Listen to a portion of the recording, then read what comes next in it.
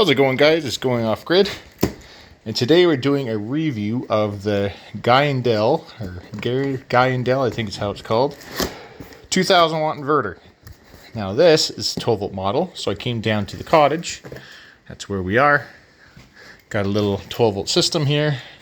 We got 4 batteries here, 3 batteries there. They're not hooked up in the most ideal way, but this is going to be our battery bank that we're testing this with. They're all hooked up with fairly thick wire, except for this last one's got just nothing there hardly. But we don't draw a lot of power in here. We only draw enough for a fridge, and then that microwave will get used for like 2 minutes just to warm up coffee sometimes, and that's about it.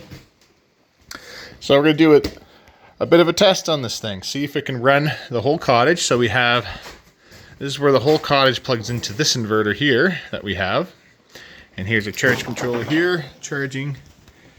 It's raining, so we're not getting much power. We got 12.8 volts. So this is what we got here. And we're gonna try this thing out. I haven't really opened this at all, like other than take a peek like this. This is all I've done. So let's take this apart and see what's all in here. Okay, we dropped oh, it's got a remote. Oh, that's neat. Oh, it tells you the battery status on it too. That's really cool. And you pop these suckers out, screw it to your wall. Alright, that's pretty nice. I like the battery status on it. That's neat. Okay, we got ourselves a user manual. What is this? Correctly using the inverter. Okay, they give you some instructions on how to use it. Okay, they give you some nice beefy cables. We're going to actually be using those today. They give you a cable for grounding. I've never seen that come with an inverter before. That's pretty cool. Now, what are these? They're nice and flexible. This is... Okay, so I believe this is 16 millimeters squared. Right there. I don't know. Anyways. It looks like it's probably going to be good enough because this is only 2,000 watts. If it was 3,000 watts, that would be a little small, but it's not, so it should work just fine. Look, it's got a little thing for the covers. That's nice. The inverter itself looks really nice. Let's see if there's any power in the capacitors. Nope. Okay. You can hard mount this, or you can leave it like this, and it's got these little rubber feet. It's got 2 USBs. That's where the remote goes. 2 outlets. Ooh, it's got USB-C 30 watts. That's kind of cool. And it's got your hardwire. Not very many 2,000 watt inverters have a hardwire option. It's a really, really clean looking inverter. That's all I can say. It looks nice. It's got your California warnings on it. Okay, let's hook this baby up and give her a try. Okay, here we got the inverter hooked up. Just had it quickly hooked up to underneath the booster cables. So let's see how this thing fires up for the first time. You gotta hold it. There we go. Wow, that is quite the nice screen on it, that's for sure. Holy smokes. Definitely a fancier inverter than what I'm used to. This is pretty cool. I'm used to just the El Cheapo LED lights in the front. But this thing's looking pretty cool. Anyways, let's unplug the Cottage from this inverter. We're going to plug into this inverter and see how it does. Okay, so we got it hooked up. We're getting 180 watts on the output, 60 hertz, 122 volts. And it seems to be running just fine. Fans are not on. They must be temperature controlled or temperature and load controlled, which we'll find out. We're going to go run the microwave. So just remember, we're already using 180 watts, and I'm going to go turn the microwave on.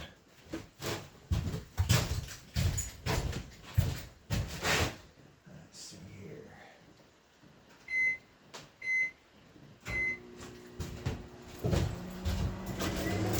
Microwave is on. We're pulling 1780 watts now. Fans came on, down to 11 volts. It's the battery's at 12.6, but that's being measured at these batteries down in here. So there's going to be sags in the lines. But there you go. Look at that. Not bad at all. 12.3 recovering, saying 12.7 and recovering. So this bank obviously got drained more than this bank because there's a small booster cable going from bank to bank, but it ran 1780 watts, no problems at 11 volts. Usually inverters don't like being as low as 11 volts, especially don't like being into the 10 volt range. So this one did pretty good. Let's try that one more time. All right, so we're gonna start the microwave and see how it takes it, and then we're gonna turn the heat gun on.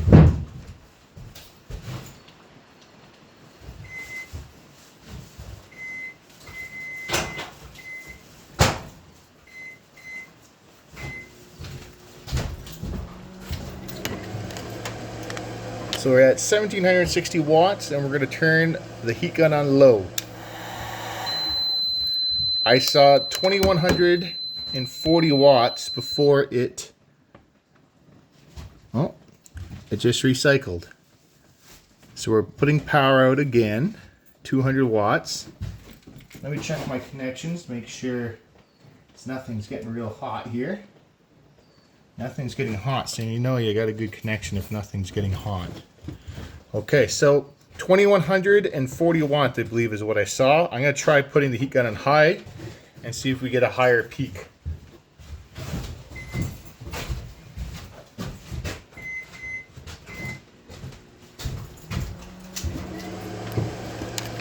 $1,760 watts. Now we're going to go on high. I saw 2,300 watts as a surge there. And we have not blown up the inverter yet, so we're doing good. Well, we're going to have to do some surge load testing on this next with the compressor. Well, welcome to my house trailer, where we're going to be taking this 2,000 watt Giandel. We're going to be running everything in this house trailer. We're going to try the air conditioning, the microwave, all the lights, everything. And as you can see, lights don't work right now. Nothing. So we got this extension cord running to the back of the trailer. It's plugged in out the window to the back, and we're going to plug it in and we're going to turn it on and see how it does. Okay, so we got a Calb 100 amp hour Calb battery there, lithium iron phosphate. We got my Nissan Leaf outside there. I got the booster cables hooked up to the battery with the vehicle running. So that's giving us a 70 amp charger. And we're going to see how she goes. Let's turn it on and all the lights should come on. Look at that. It's showing full battery. 13.1. I want to try this switch. See how this works. Okay, off. You gotta hold it on. There you go. There we go. Okay, so my travel trailer with all the lights on, or not all the lights, almost all the lights on, it's taking 80 watts. And it's quite bright. Got quite a bit of lights on. These lights we forgot on for a very long time. But I guess the only light we can turn on more is the washroom light. So there, all the lights are on. Oh, nope. Forgot about these ones. These ones take actually a lot of power because these are not LED. There we go. There we go. 180 watts with all the lights on. So, I think we should just go straight into air conditioner. What about you guys? Let's try it out. Saying it's 69 in here right now. Okay. Fan, we'll just turn that on right away because it is a smaller inverter. You want to, whatever load you can put on it before the compressor starts, the better. So we're taking 500 watts now. All right, let's see if it'll start that compressor. Now this air conditioner is a 13,500 BTU Coleman, and it does have an easy start on it.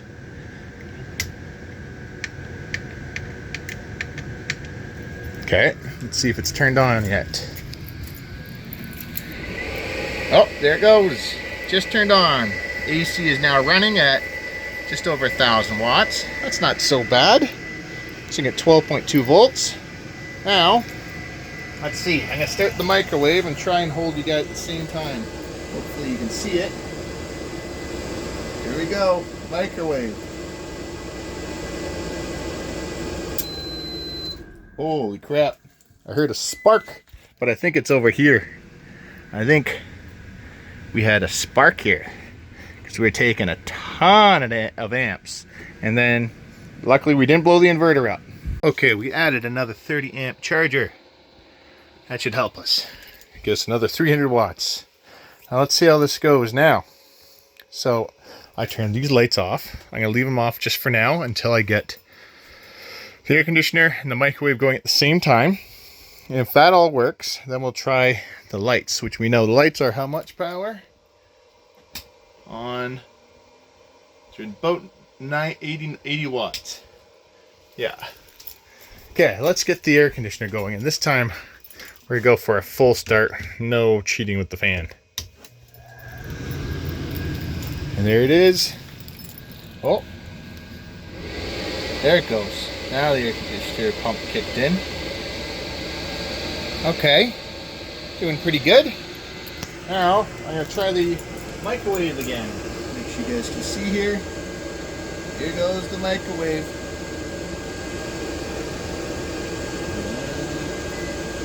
Microwave's on. Ooh. I saw 2200 watts there. So the microwave is too much. This should reset. There we go. Okay. This microwave's too much with the air conditioning. That makes sense because, well, this microwave's at least 1,000 watts. We're already pulling over 1,000 watts, so it's not going to be able to do it.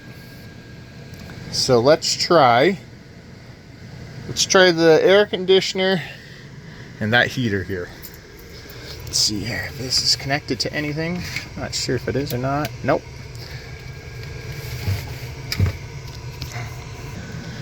You know what? Just to get this closer to 2,000 watts, let's try heater on high, all the lights on the trailer. So we're at 580 watts. And we're going to try turn this on to low and then high. There's low. And there's high. Oh, 1900. Still going. Alright, it's 1900. It's not doing too bad. Still, that's the impressive part here, guys. We're holding a good output voltage.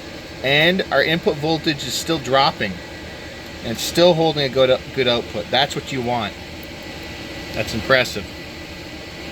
When you're running at 90% or higher on an inverter, and it can hold its output at around 120 volts, it's good. Fans aren't too loud. Not much louder than this one here.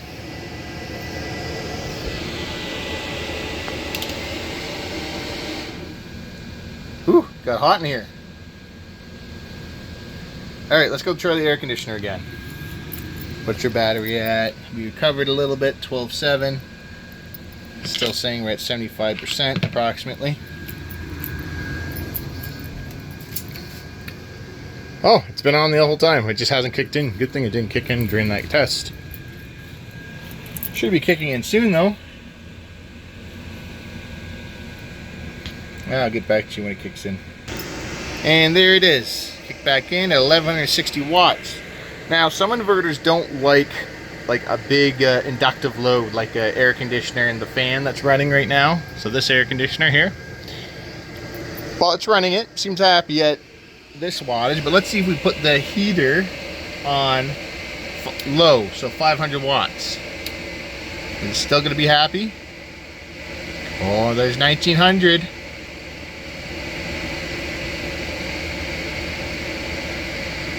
I gotta find something to get that just over.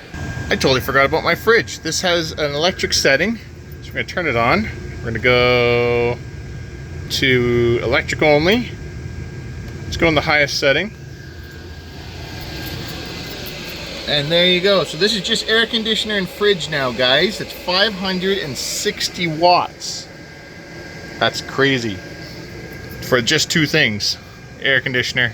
Well, I guess all the lights are on too. So quite a bit more on two things. But let's try low. I'm gonna try and shut it off before it overloads. There's low. Okay. We're over 2000 there. It was definitely gonna shut down. So I shut the heater off. Okay, what else can we try? Alright, I'm gonna have to shut the fridge off. The closest I can get it to 2000 watts is with the heater running. It's been running for a while now. Are we getting warm at all on the outside? A little bit warm. I'm guessing the output FETs are on the top right here. Either output or input, I'm not sure. Just depends what they made the weaker link, the output or the input. But this side is a tad bit warm. This side is not warm hardly at all. And we're gonna stick this on low now. Oh, 2000, we did it. Oh, it's because the air conditioning compressor, it's got some more compression behind it, so it's taking more power. 2000 watts on the dot. Look at that. We're holding good battery, 11.4. I don't want to be too much lower than that because then the voltage will be what affects our output voltage for the inverter. It's holding really good at 2000 watts on the dot though. It's going to be really pushing this receptacle. It's not really designed for 2000 watts. But is it ever doing well? Holy smokes. Air coming out, it's not hot. It's about lukewarm. Showing our load is full. Let's just let this run for a bit. See how she does. Now this is maximum load. It's not rated for anything more than this. 2000 watts continuous, so we're gonna do, uh-oh. They're getting a little over it though. 2020 watts.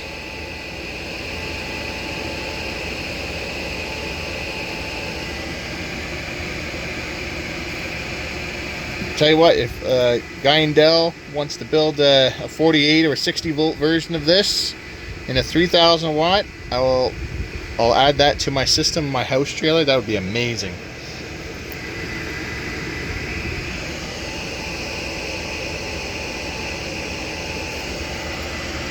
And the cables are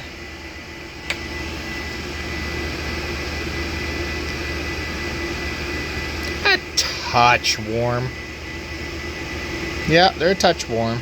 They're not like, they're barely warmer than my body temperature, but they are a touch warm.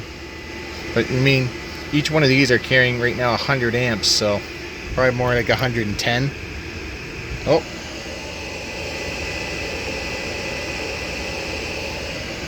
I'll let this go for another about 5 minutes and I'll let you guys know how it turned out.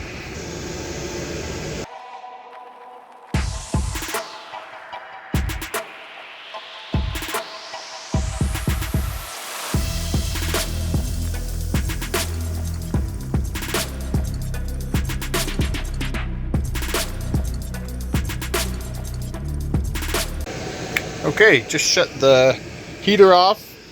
Still pulling 1300 watts. Holy smokes. Now, if I shut everything off, are the fans going to still run, or are the fans load controlled only?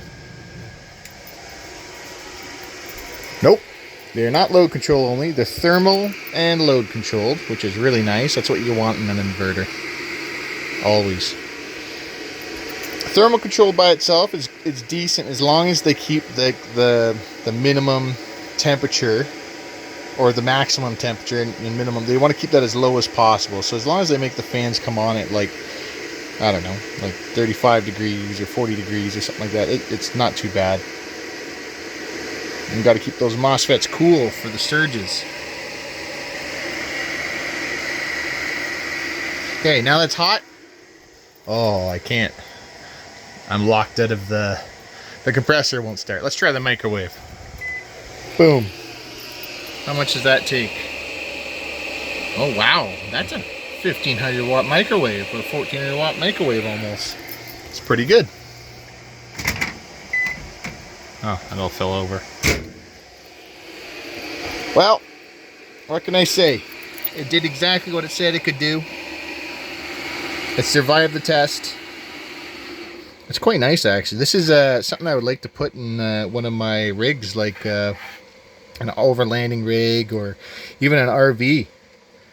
Especially, I think it like the 3000 watt would handle everything in your RV, no problem. This is a little small if you want to run the microwave and the air conditioner, but still very, very happy with it.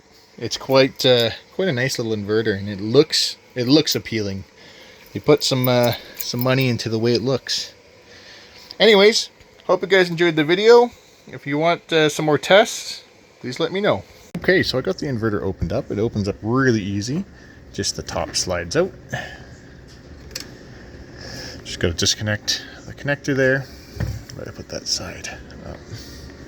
So I got 3 transformers. These are the inputs. And then I believe this is a choke of some sort. I'm not sure exactly. I believe it's just essentially a choke sideways. I like how there's all their standoff boards. They have a nice plastic piece that they designed literally to hold this all quite rigid. It's fused for 210 amps. What else? Oh, the way that the MOSFETs are bolted to the aluminum case is different than a lot of models nowadays. They have a nice thick piece of aluminum here. This acts as a buffer, so when you start your inverter, it's fairly cool. And then this here acts as a buffer for heat absorption. Yeah, so they did put little tiny ribs on the inside to help absorb a little bit more heat all the way across the bottom as well. And then same on this side. This is your little board with all your USB. Everything looks fairly clean. It has a really, really nice, easy to get to ground on the front. It's got a really nice standoff to support the middle of the board here. And it also has a current sensor. All the diodes in the middle, they have some sort of like cooling design to it, which is kind of cool. So if you keep these legs cool, they keep the diodes a lot cooler as well. And you got that right in the center where you can get some airflow. Got 2 wires per transformer. These look like, I don't know, they look like 10 gauge to me. So 2 10 gauge per. Everything looks pretty clean. You got a pot here. I'm not sure what that does. Might be for voltage. I got 2 more over here as well. So most likely one of those will do voltage. Maybe one will do frequency. And then let's turn this around. And here we got your output FETs. What I like is they all got this heat transfer paste between the FETs and the outer bit. And then they have this they have this isolator. It also transfers heat, but it's nice to have. They have the transfer paste on both sides, so they really want everything to be soaked to the aluminum cases. If you get any hot spots in your MOSFETs, they die pretty quickly. They look like they went through quite a bit of work to make this thing nice. So. And from my testing, it's done pretty good. The only thing I don't like is, where is it? There. See the little beeper? I don't like little beepers. I wish there was an option to turn it off. I think all inverters should have an option to turn that off, but pretty much every single inverter I've ever opened has a beeper in it. So other than that, I think it's pretty sweet. Look at that, it even says right here, 800 watts. If I can do 800 watts, 1600 watts, 2400 watts, technically is what they're saying that the input transformers can do. That's pretty good. So That's good headroom. So that's your surge essentially. It's got a 2400 watt surge, unless it does some sort of a soft start to help as well. And then their output FETs, I'm not sure what they rated those for. Obviously it's rated to take at least 2000 watts though. Anyways, let's get this thing back together. Hope you guys enjoyed the video.